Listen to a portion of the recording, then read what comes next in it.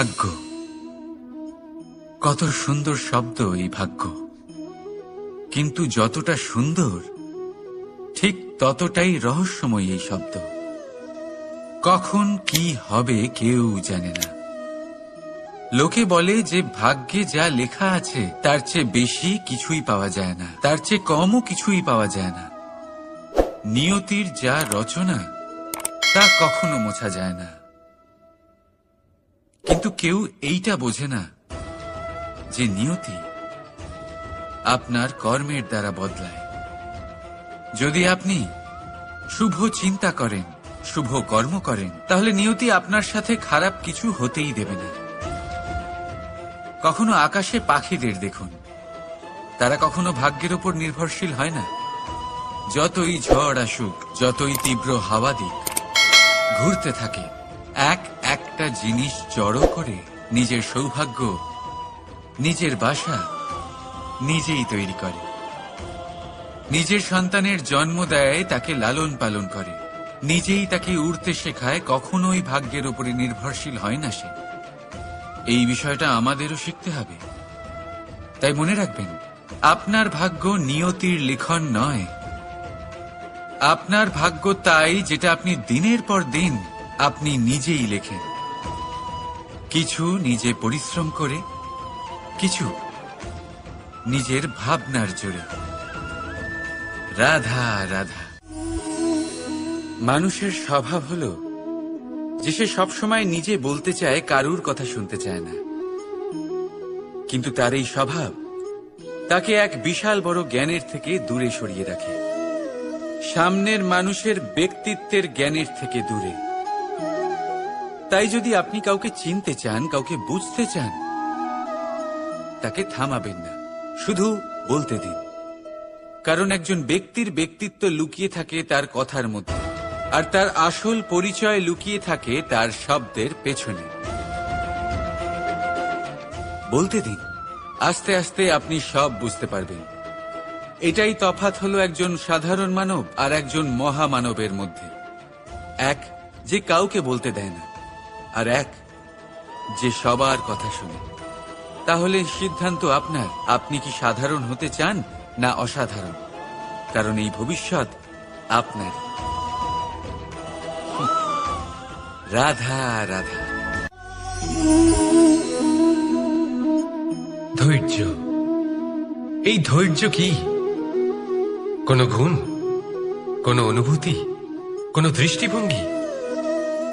আমার জন্য ধৈর্য এক বাহন। আপনি হয়তো ভাবছেন, এই কেমন বাহন?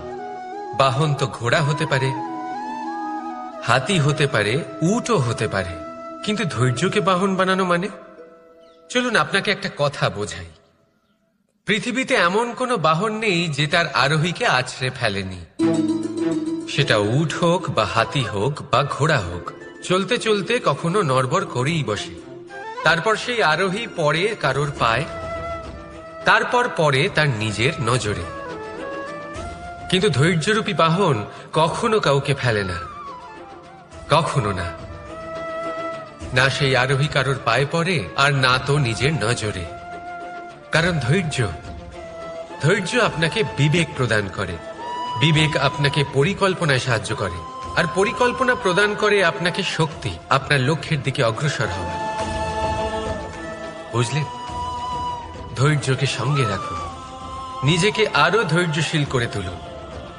এই ধৈর্যের সাহায্যে আরোহণ করে দেখুন কিভাবে এই বাহন আপনাকে আপনার গন্তব্যে পৌঁছে দেবে। রাধা রাধা।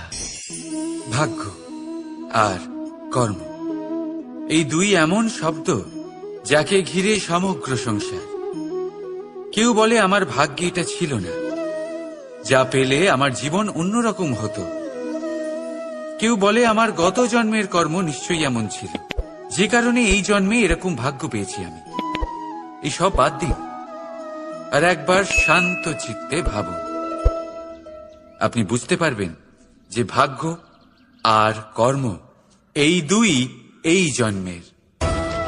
তফাৎ শুধুমাত্র এটাই যে যদি ভাগ্যের কথা বলা হয়, তাহলে আপনি এই ভাগ্যের থেকে যত বেশি আশা করবেন তত বেশি নিরাশ হবেন আপনি। কারণ এই আশা আপনাকে কর্ম করা থেকে আটকায়। যদি কথা বলা হয় কর্মের, তাহলে নিজের কর্মের প্রতি যত বিশ্বাস রাখবেন তত বেশি সফলতা আপনার কাছে আসবে। তাই একটা কথা মনে রাখবেন, ভাগ্য আপনার কর্ম নির্ধারণ করে না, কিন্তু আপনার কর্ম আপনার ভাগ্যকে অবশ্যই নির্ধারণ করে। রাধা রাধা। এই সংসারে আলোর উৎস কি? সূর্য। এই সংসারে মিষ্টি জলের উৎস কি? নদী। এই সংসারে উচ্চতার প্রতীক কি হয়? হিমালয় পর্বত। আমরাও জীবনে এরকমই হতে চাই, সূর্যের মতো তেজস্বী হতে চাই, নদীর মতো পূজনীয় হতে চাই, হিমালয় পর্বতের মতো উচ্চতা লাভ করতে চাই। সব ঠিক আছে, কিন্তু তার জন্য আমরা কাজ কি করি? যদি এরকম আমরা হতে চাই, তাহলে সবার আগে সূর্যের মতো নিজেকে উজ্জ্বল করুন। সূর্যের সব থেকে বেশি আলো নিজের অন্তরে থাকে। নদীর মতো নিজের পথ নিজেই তৈরি করুন। পাথরের সাথে ধাক্কা খাওয়ার পরেও থেমে না যাওয়া শিখুন। হিমালয় পর্বতের মতো উচ্চতা লাভ করতে হলে সেটার মতো অটল থাকতে শিখুন। একটা কথা অবশ্যই মনে রাখবেন,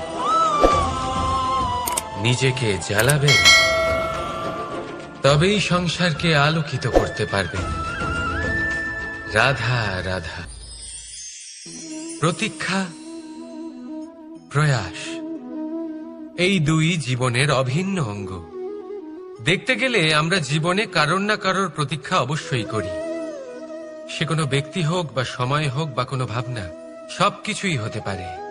আর দেখতে গেলে সব সময় কেউ না কেউ কিছু প্রয়াসও করে চলেছে। যেমন সাফল্য আসার প্রতীক্ষা, বিফলতা যাতে না আসে তার জন্য প্রয়াস, সুখ আসার প্রতীক্ষা, দুঃখ যাতে না আসে তার জন্য প্রয়াস। এবার প্রতীক্ষা আর প্রয়াসের মধ্যে এক ঘনিষ্ঠ সম্পর্ক রয়েছে, আর তা হল যিনি প্রতীক্ষা করেন তিনি ঠিক তাই পান যা একজন প্রয়াস করা ব্যক্তি পেছনে ফেলে আসে। তাই প্রতীক্ষা নয়, প্রয়াস করুন। এই প্রয়াসের মধ্যেই সুখের চাবিকাঠি রয়েছে। রাধা রাধা। মানুষ কর্ম করেন। আমি বারংবার বলি যে ফলের আশা করবেন না। তাও মানুষ কোথাও না কোথাও নিজের কর্মের বদলে কোনো না কোনো ফলের আশা অবশ্যই রাখেন। কখনো তিনি সফল হন, কখনো অসফল। সেই জন্যই আমি বলি যে ফলের আশা কখনো রাখবেন না, কারণ সাফল্য বা অসফলতা মনের মধ্যে রাখলে কখনো কোনো লাভ হয় না। যদি সাফল্য মনের মধ্যে রাখেন তাহলে অহংকার জন্ম নেবে। যদি অসফলতা মনের মধ্যে রাখেন তাহলে এক হীনমন্যতায় আপনি ভুগবেন, যা দিয়ে কোনো শুভকর্ম হবে না। সেই জন্য শুধুই কর্ম করে যান, কর্মেই মগ্ন থাকুন। আর আসুন আমার সাথে ভালোবেসে বলুন, রাধা রাধা। বন্ধু আর শত্রু প্রত্যেকের জীবনের একটা বড় অংশ এর উপরে নির্ভরশীল হয়ে থাকে। আপনার জীবনে সফলতা আর অসফলতাও এর উপরে নির্ভরশীল। কিন্তু এই বন্ধু এবং শত্রুদের খুঁজে পাওয়ার জন্য আপনাদের বাইরে যাওয়ার প্রয়োজন নেই, কারণ এরা স্বয়ং আপনার ভেতরেই আছে। আপনি যদি বিনম্র থাকেন, যদি আপনি নিরন্তর প্রয়াস করতে পারেন, তাহলে আপনার কোনো বন্ধুর প্রয়োজন নেই। যদি আপনার মধ্যে অহংকার থাকে, যদি প্রতি কথায় আপনার মধ্যে ক্রোধ উৎপন্ন হয়, তাহলে আপনার শত্রুর কোনো প্রয়োজনই নেই। নিজের অন্তরের এই বন্ধু ও শত্রুকে চিনুন, আর আমার সাথে ভালোবেসে বলুন, রাধা রাধা। একে চিনতে পারলেন? একে কুঠার বলা হয়। আপনারা জীবনে কোথাও না কোথাও কোনো না কোনো রূপে এটা দেখেই থাকবেন। একটা ব্যাপার নিশ্চিত, এই কুঠার ছাড়া কোনো বৃক্ষকে কাটতে পারা সরল নয়। এবার আপনি কখনো এটা ভেবেছেন, এই কুঠার, এর এই অংশ, এর মুখটাই যদি না থাকে তাহলে কি হবে? এ শুধুমাত্র কোনো বৃক্ষই নয়, তার কোনো ডালও কাটতে সক্ষম হবে না। এবারে ভাবুন, এই শুকনো কাঠের হাতল এ আমরা কোত্থেকে পেলাম? কোনো এক বৃক্ষ থেকেই। সেই ডাল যাকে কেটে ফেলা হয়েছিল এক বৃক্ষকে কাটার জন্য, এই ডালই শস্ত্ররূপে প্রস্তুত। আমাদের জীবনে আমাদের প্রিয়জন, আমাদের আপনজন যখন সময় কখনো কখনো তাদের সঙ্গ না দেয়, যদি তারা দৈন্য দশায় থাকেন, তাহলে তাদের সঙ্গ কখনো ছাড়বেন না। ওনাদের প্রয়োজন শুধুমাত্র মনোবল। তা তাদের দিন, তাদের সাহায্য করা আপনার কর্তব্য। হয়তো তাদের সাথে থেকে আপনার কোনো লাভ হবে না, কিন্তু তাদের দূরে থাকাতে আপনার ক্ষতি অবশ্যই হতে পারে। সর্বদা সাহায্য করুন, সঠিক সময় আসলে তা আপনার সহায়ক অবশ্যই হবে। রাধা রাধা। আমাদের মধ্যে বেশিরভাগ মানুষেরই এই অভিযোগ থাকে যে মানুষ তখনই আমাদের স্মরণ করেন যখন সেই সময় আসে যখন আমাদেরকে প্রয়োজন হয়, যখন কোনো কাজ থাকে। যখনই এই সময় পেরিয়ে যায়, তাদের কার্যসিদ্ধি হয়ে যায়, তারা আমাদের থেকে দূরে চলে যান, ভুলে যান আমাদের। এবার এই বিষয়ে ভেবে খারাপ অবশ্যই লাগে। এই পরিস্থিতিকেই অন্য এক দৃষ্টিভঙ্গি দিয়ে দেখার চেষ্টা করুন। মনে রাখবেন, মানুষ প্রদীপের সন্ধান তখনই করেন যখন তার জীবনে অন্ধকার থাকে।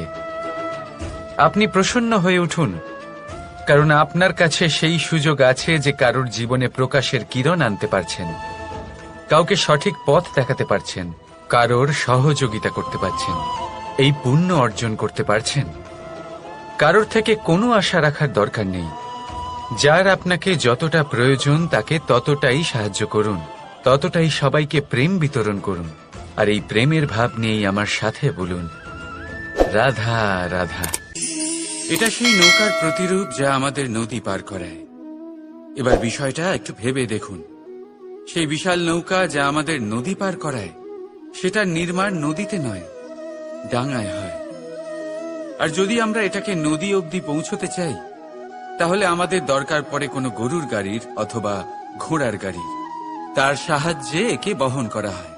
এবার পথে যদি কোনো জলধারা আসে, কোনো নদী আসে, আর সেটাকে পার করতে হয়, তাহলে তখন সেই নৌকার ওপরে গাড়ি রাখা হয়, তারপর তাকে পার করা হয়। অর্থাৎ এই যাত্রা দুজনের সংযোগ ছাড়া সম্পূর্ণ হতেই পারবে না। সেই জন্যই এই প্রবাদ আছে, কখনো নৌকা তো কখনো গাড়ি। আমাদের সম্পর্কের মধ্যে অতি আবশ্যক, আমাদের সম্পর্কের মধ্যে অত্যন্ত গুরুত্বপূর্ণ হল সংযোগ। সবসময় একসাথে চলা, সংযোগ স্থাপন করা। সবসময় সুখী থাকবেন। রাধা রাধা। পুস্তক, পুস্তক থেকে আমরা কি না শিখতে পারি। জ্ঞান হোক, বিজ্ঞান হোক, ইতিহাস হোক, সব শিখতে পারি। কথায় আছে, একটা ভালো পুস্তক, একটা ভালো গ্রন্থ পাওয়া তা 100 ভালো বন্ধু পাওয়ার সমান।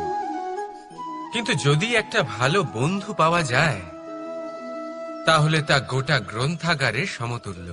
সে আপনাকে কর্মের বিষয় জ্ঞান দেয়, সাফল্যের রসায়ন শিক্ষা দেয়, সে আপনাকে ইতিহাসে অমর করে রাখবে। শুধু তাই নয়, সে আপনাকে শুধু পথই দেখাবে না, সেই পথে আপনার সাথে সঙ্গী হয়ে চলবে সে। সেই জন্য জীবনে যদি কোনো ভালো বন্ধুকে পাশে পান, তাহলে তাকে আপন করে রাখবেন, তাকে সামলে রাখবেন, জীবন সহজ হয়ে যাবে। রাধা রাধা। বর্ষা ঋতু শুরু হলেই পাখিদের মধ্যে চাঞ্চল্য বেড়ে যায়। আর সেটা হবে নাই বা কেন? বাসা ভেঙে যায়, বৃক্ষ ভেঙে পড়ে, প্রত্যেক পাখি তার থাকার জন্য একটা নতুন জায়গার, একটা ছায়ার, একটা ছাদের খোঁজে থাকে। শুধু একটা পাখি এসব কিছুই করে না। না তো তার এসব সমস্যা নিয়ে কোনো চিন্তা থাকে, না কোনো দরকার পড়ে। আর সেই পাখি হলো বাজ। সেই সব সমস্ত ছোটখাটো সমস্যার থেকে অনেক দূরে ওপরে উড়ে বেড়ায়, মেঘের থেকেও অনেক উঁচুতে। তাই এই সব ছোটখাটো সমস্যা যা আপনার জীবনে এসে থাকে, এই সব নিজের চারপাশকে ঘিরতে দেবেন না। নিজের চিন্তা ভাবনাকে অনেক উঁচুতে রাখুন। আপনার সমস্ত সমস্যা নিজে থেকেই নিচে চলে আসবে। রাধা রাধা। আপনি কখনো কোনো ইঁদুর দেখেছেন? তার সবসময় কিছু না কিছু চাই, ঠোকরাতে থাকে সারা দিন সারা রাত। কখনো আপনার রান্নাঘর থেকে কিছু নেবে, তো কখনো ভাড়ার ঘর থেকে কিছু নেবে। কখনো আপনার জামা ছিঁড়বে, কিছু তুলে নিজের গর্তে নিয়ে চলে যাবে। কিন্তু আপনি দেখুন, সে কখনোই সন্তুষ্ট হয় না, ওর পেট কখনোই ভরে না। ঠিক তারই বিপরীত হল নদী। তোই থাকে যে ব্যক্তি সবসময় সবাইকে দান করে, তাকে এই ক্ষুধা কখনোই জ্বালায় না। যে ইঁদুর যে সবসময় ছিনিয়ে খায়, একলা হয়ে যায়, তার শত্রু তৈরি হয়। সেখানেই নদী যে সবসময় সবাইকে দান করে, তাকে মানুষ মা ভেবে তার পুজো করে। তাই ছিনিয়ে নয়, দান করাতে বিশ্বাস রাখুন। আর আসুন আমার সাথে ভালোবেসে বলুন, রাধা রাধা। কোন ব্যক্তির ব্যক্তিত্ব কিভাবে তৈরি হয়? আপনার কি মনে হয় যে ব্যক্তি জন্ম থেকে তার স্বভাব নিয়ে জন্মায়? নাকি আপনার মনে হয় যে এই প্রকৃতি ব্যক্তির জন্য তার নিয়তি রচনা করে? না, এরকম একেবারেই হয় না। আমি আপনাকে বোঝাচ্ছি। যখনই বৃষ্টি পড়ে কোনো বিন্দুর দিকে দেখবেন। এবার এই বিন্দু যেখানে পড়ছে তার উপরে নির্ভর করছে তারপর কি হবে। যদি এই বিন্দু পড়ে কোনো ক্ষেতের ওপরে, তাহলে কোনো নতুন ফসলের জন্ম দেবে। যদি সে গরম কড়াইতে পড়ে, তাহলে বাষ্পীত হবে। যদি সে কোনো সাপের মুখের ভেতরে পড়ে, তাহলে বিষ তৈরি হবে। ঝিনুকের ভেতরে পড়লে মুক্ত তৈরি হবে। যদি কোনো পাতার ওপরে পড়ে, তাহলে শিশির তৈরি হবে। একই বিন্দু, কিন্তু তার সঙ্গত তার ভবিষ্যৎ এবং ব্যক্তিত্ব নির্ধারণ করবে। এবার এটা তো শুধুমাত্র এক বিন্দু, তার কাজ হলো শুধুমাত্র পড়া। কোথায় সেটা সেও নির্ধারণ করতে পারে না। কিন্তু আপনি হলেন মানুষ। আপনি বাছাই করতে পারবেন যে আপনার সঙ্গী কারা হবে, কাদের সাথে আপনি মেলামেশা করে বড় হবেন। তাই তা ভালোভাবে করুন, কারণ এই নির্বাচন আপনার হাতে। কারণ এই জীবন আপনার, ভবিষ্যৎ আপনার। এবার আপনি মহান হতে চান কি না, তার নির্ণয় আপনাকেই করতে হবে। আসুন আমার সাথে ভালোবেসে বলুন, রাধা রাধা। সুরক্ষা প্রত্যেক ব্যক্তির জন্য গুরুত্বপূর্ণ, কিন্তু এটাই মানুষের সবথেকে বড় শত্রু। কিভাবে? ভেবে দেখুন। একজন মানুষ যখন একটা সুরক্ষিত পরিবেশে থাকে, তখন তার মধ্যে আলস্য চলে আসে। সে জানে যে আমাকে না ভবিষ্যতের জন্য কিছু করতে হবে, আর না আজকের জন্য কিছু করতে হবে, শুধুই জীবন যাপন করতে হবে। এই সুরক্ষা কবচ থেকে বাইরে বেরোনো অত্যন্ত জরুরি। ভাবুন, পাখি যে তার সন্তানকে জন্ম দেয়, কিছুদিন পরে তাকে তার বাসা থেকে বের করে দেয়। কেন? যদি এরকম না করে, তাহলে সেই সন্তান জীবন কাটাতেই শিখবে না। যদি তাকে ডাল থেকে নিচে না ফেলে দেয়, সেই সন্তান উড়তেই শিখবে না। তার পাখনা শক্তিশালী হবেই না। সে তার নিজের বাসা তৈরি করার চেষ্টাই করবে না। পাখি তার বাসা তখন তৈরি করে যখন তার অভিভাবক তাকে ত্যাগ করে। মনে রাখবেন, আপনি সুরক্ষা কবচের বাইরে বেরোলে বিপদ অবশ্যই আসবে, যার জন্য আপনি সতর্ক হবেন, তার মোকাবিলা করবেন, শক্তিশালী হবেন। এবার সেই বিপদ যাতে আর না আসে, সেই জন্য আপনি পরিকল্পনা করবেন। তাই যদি আপনি নিজের বিকাশ চান, তাহলে যখনই আপনার মনে হবে যে আপনি একটা সুরক্ষিত পরিবেশে রয়েছেন, সুরক্ষিত কবচের মধ্যে রয়েছেন, তখন সেখান থেকে বাইরে বেরোন। সেখানেই পাবেন আপনার বিকাশ। রাধা রাধা। এই উই ধরা গাছের গুড়ি দেখতে পাচ্ছেন আপনারা? কোনো এক সময় এটা একটা সুগঠিত কাণ্ড ছিল। কোনো একদিন এক সুদূর বন থেকে একটি উই পোকা এখানে আসে, এতে বাসা বানায়। এই গাছের গুড়ি তখন কোনো প্রতিবাদ করেনি। তারপর দেখতে দেখতে সময়ের সাথে আরো উই এখানে জমাট বাঁধে, আর ক্রমাগত তাদের সংখ্যা বাড়তে থাকে। আর দেখতে দেখতেই এই কাঠের গুঁড়ি আর প্রতিবাদ করার মতো অবস্থাতেই থাকে না, নিজেই এক শুকনো কাঠে পরিণত হয়। কিছু বুঝতে পারলেন? অসৎ সঙ্গ, অসৎ অভ্যাস সময় থাকতে থাকতে বন্ধ করে দিন। আর যদি এরম না হয়, এ আপনার জীবন চক্র স্তব্ধ করে দেবে। রাধা রাধা। এই পাত্র দেখছেন আপনারা? কি সুন্দর এটা! জলকে শীতল রাখে আর ঘরকে সুন্দর। এবারে ভাবুন, যদি এই পাত্র আমার হাত থেকে পড়ে যায় তাহলে? ভেঙে গেল, তাই না? এবার কি হবে? আপনি বলবেন সহজ ব্যাপার, আরো একটা পাত্র কিনে নাও, এক মুদ্রায় পেয়ে যাবে। এই পাত্রের বাস্তবিক মূল্য আপনি যদি জানতে চান, তাহলে সেই কুম্ভকারকে জিজ্ঞাসা করুন, যিনি এই পাত্র বানিয়েছেন। কতটা পরিশ্রম করতে হয়েছে ওনাকে তা জিজ্ঞেস করুন। সর্বপ্রথম তিনি সেই মাটি মেখেছেন, তারপর তাকে চাকায় বসিয়ে গঠন করেছেন, তারপর কতবার চেষ্টা করে তাকে সঠিক আকার দিয়েছেন, তারপর আগুনের তাপে পুড়িয়ে তাকে কঠিন বানিয়েছেন, তারপর রং করে তাকে সাজিয়ে আমাদের সামনে প্রস্তুত করেছেন।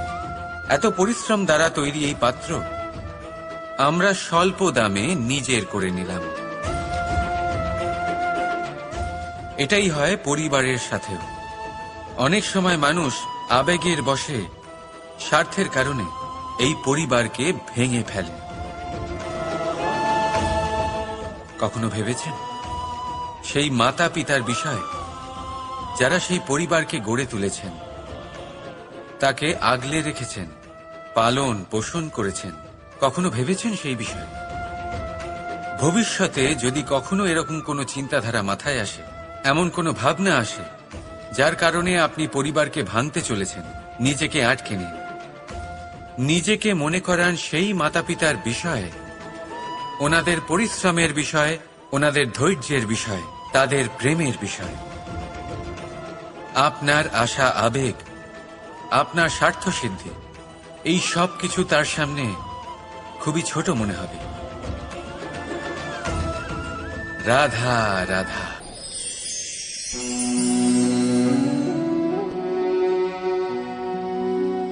করে দিলাম শেষ।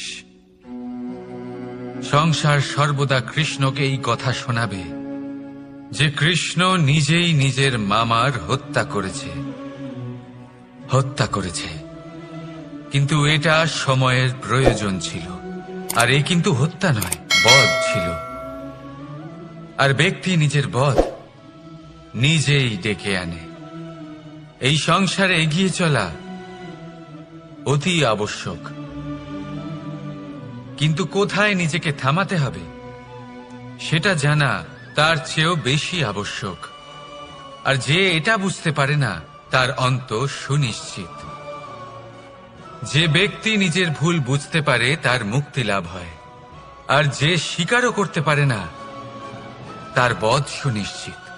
মথুরার রাজা কংস, তার বধ এই জন্য হয়নি কারণ সে আমায় হত্যা করার প্রয়াস করেছে, আমার মাতা পিতা বা আমার দাদুকে বন্দী করেছে।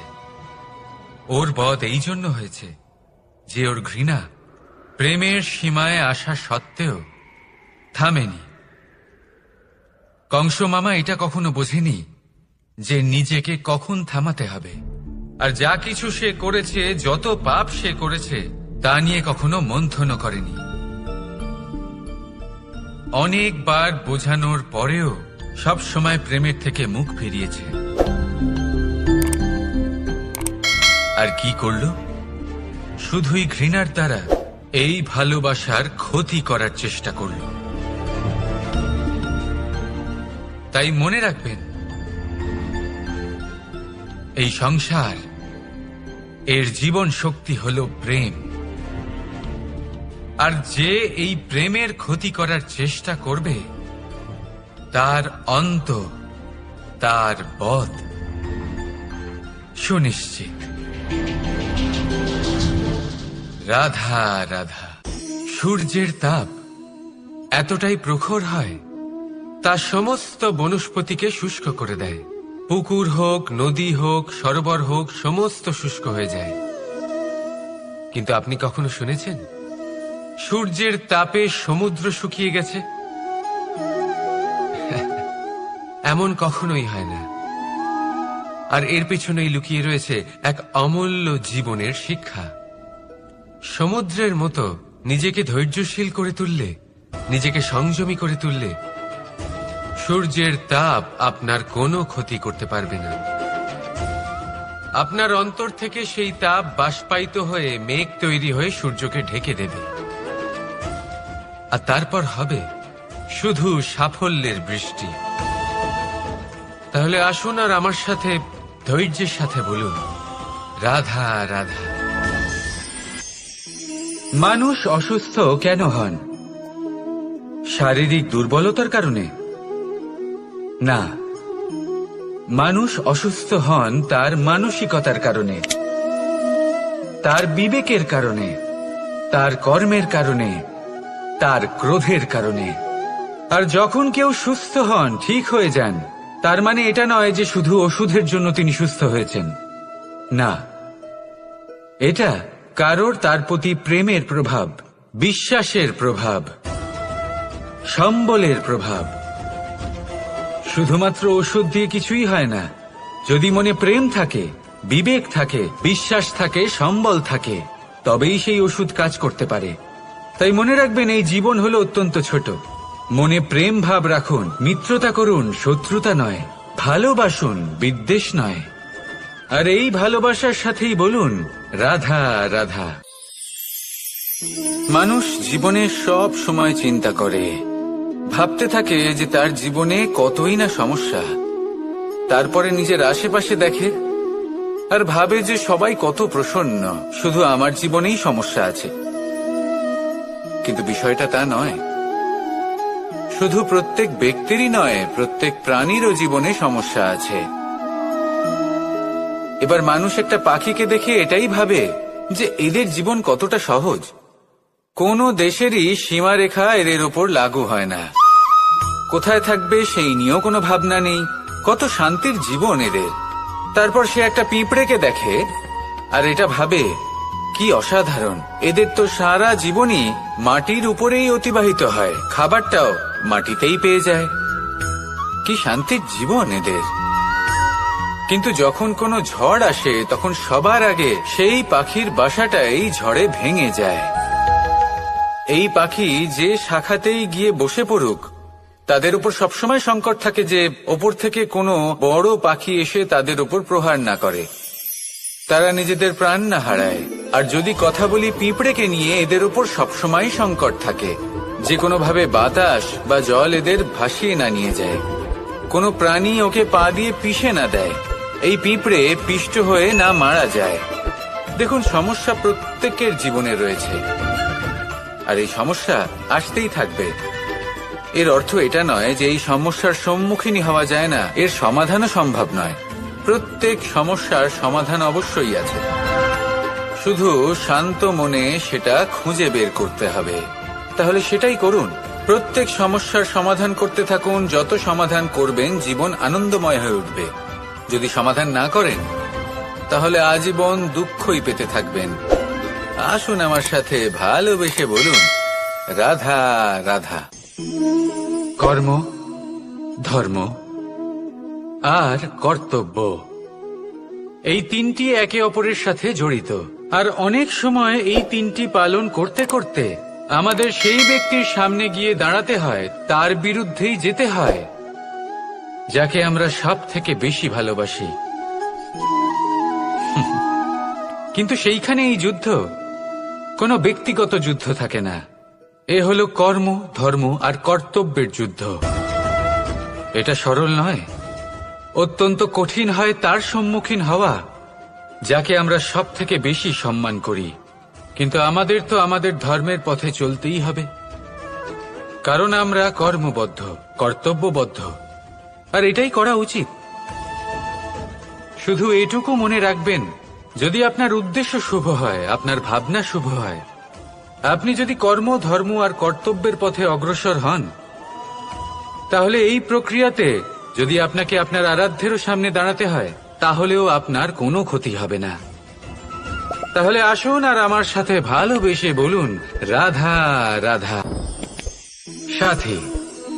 সাথী এই শব্দটির ব্যাখ্যা কে কিভাবে করে? মিত্র, সখা, বন্ধু। কিন্তু অর্থ একটাই, তিনি যিনি আপনার সঙ্গী হন আর তিনি যার সাথী আপনি হন।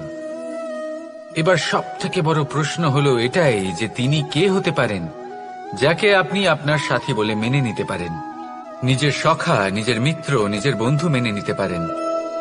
আপনার সাথী হলেন তিনি যিনি দুঃখের সময় আপনার পাশে থাকবেন, আপনার হাত ধরে থাকবেন। আপনার সাথী হলেন তিনি যার হাত আপনি নিজের সুখের দিনে ধরে থাকবেন। সেই সাথীরই হাত ধরুন যিনি দুঃখে সবসময় আপনাকে সাহায্য করার জন্য তৎপর হয়ে থাকেন, আপনার পাশে থাকেন, আর যাকে সুখের দিনে আপনি আপনার সাথে রাখতে পারেন। আর যখন আপনার সাথে আপনার এই সাথী থাকবে, তখন আপনি এটা বুঝবেন যে যখন জীবনে দুঃখ আসে, তখন এই দুঃখ কমে যায়, সবার মধ্যে ভাগ হয়ে যায়। আর যদি তখন সুখ আসে, তাহলে সেটা সবার উপস্থিতিতে আরো বেড়ে যায়। এটাই হলো প্রেম, এটাই হলো ভালোবাসা, এটাই হলো সঙ্গ, যেমন সম্পর্ক আমার আর রাধার মাঝে। তাহলে আসুন আর আমার সাথে ভালোবেসে বলুন, রাধা রাধা। মানুষ এক অত্যন্ত বিচিত্র প্রাণী। পরিকল্পনা করে, ষড়যন্ত্র করে, প্রচেষ্টা করে, কাউকে পরাজিত করার চেষ্টাও করে। সাপকে একটা দড়ি মনে করে হাতে চেপে ধরার চেষ্টা করে, কিন্তু একটা কথা বুঝতেই পারে না, সময়ের এই সাপ, এটা হাতে চেপে ধরাই যায় না। আর আপনি যা করবেন তা আবার ফিরে আসবে আপনারই সামনে। দেখুন, এতে কিছুই যায় আসে না যে আপনি কুম্ভকারের পুত্র নাকি কৃষ্ণের পুত্র। যদি আপনি অনুচিত কর্ম করেন, তাহলে আপনার সাথেও অনুচিতই হবে। অশুভ কর্ম করলে আপনার সাথেও অশুভই হবে। কুরু বংশ অত্যন্ত মহান বংশ ছিল। এই কুরু বংশ কি হলো তার সাথে? একটা গোটা বংশ বয়ে গেল, কারণ ওনাদের উদ্দেশ্য অশুভ ছিল। অন্যদিকে 5 জন বনবাসী পাণ্ডব মহাভারত বিজয়ী হলেন, কারণ তাদের উদ্দেশ্য শুভ ছিল। তাই মনে রাখবেন, শুভ অগ্নি প্রজ্বলিত করবেন, শুভ তাপ সঞ্চার হবে। অশুভ অগ্নি প্রজ্বলিত করবেন, নরকেই জ্বলতে হবে। তাহলে আসুন আর আমার সাথে ভালোবেসে বলুন, রাধা রাধা। জীবনে এমন কিছু কাজ রয়েছে যা আপনাকে একাই করতে হয়, আর এমন কিছু কাজ রয়েছে যা আপনাকে একসাথে মিলে করতে হয়, একজোট হয়ে, সঙ্গবদ্ধ হয়ে। এবার সঙ্গবদ্ধ বলতে কি বোঝাতে চাইছি? আমি তাদের কথা বলছি না যারা বাস্তবিকভাবে একে অপরের সাথে কাজ করেন। আমি তাদের কথা বলছি যারা একে অপরের থেকে দূরে থেকেও একে অপরকে বিশ্বাস করেন। আমি আগেও বলেছিলাম, সমস্ত বিশ্বের আশা বিশ্বাসেই বসবাস করে, তাই না? তাই যেখানে সমস্ত বিশ্ব আছে, সমস্ত সংসার আছে, সেইখানেই বিশ্বাস রয়েছে। তাই আপনার আশেপাশে এমন দল সঙ্গবদ্ধ করুন যাদের আপনার উপর বিশ্বাস আছে আর যাদেরকে আপনি বিশ্বাস করতে পারেন। তাহলে আসুন আর আমার সাথে ভালোবেসে বলুন, রাধা রাধা। আমরা যে মানুষকে চাই, যাকে আমরা ভালোবাসি, তাকে একটা উপহার অবশ্যই দিতে চাই। এমন এক উপহার যা ওনার ভালো লাগবে, যা শ্রেষ্ঠ হবে, অতি প্রিয় হবে। বহুমূল্য হবে বা বলতে পারেন মূল্যবান হবে। তাই আমরা কি করি, আমরা বাজারে যাই, তার জন্য স্বর্ণ, আভূষণ, হিরে, মুক্তো এইসব নিয়ে আসি। কিন্তু এটাই কি সর্বশ্রেষ্ঠ উপহার? কখনোই না। সর্বশ্রেষ্ঠ উপহার হলো স্বাধীনতা, তাকে নিজের মনের মতো বাঁচার স্বাধীনতা। যদি আপনি কাউকে স্বাধীনতা না দিতে পারেন, তাহলে সে কোথাও না কোথাও বন্দী হয়ে যায়, তার বিকাশ কোথাও না কোথাও আটকে যায়। কিন্তু যদি আপনি কাউকে স্বাধীনতা দিতে পারেন, তাহলে আপনি দেখবেন ও সমস্ত সংসারকে, এই জীবনকে নিজের দৃষ্টিভঙ্গি দিয়ে দেখবে, বুঝবে যে কোনটা হলো উচিত আর কোনটা হলো অনুচিত। আর এটাই হলো সর্বশ্রেষ্ঠ।